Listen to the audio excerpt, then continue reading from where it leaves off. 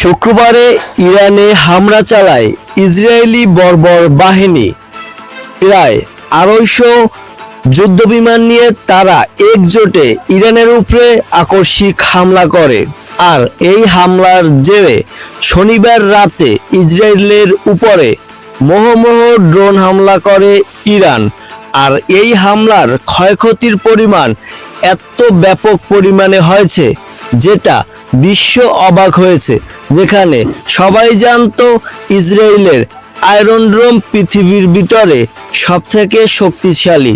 এই আয়রন ড্রোনকে ফাঁকি দিয়ে তছনছ করে দেয় ইসরায়েলের ভূখণ্ড অনেক বড় বড় দালান।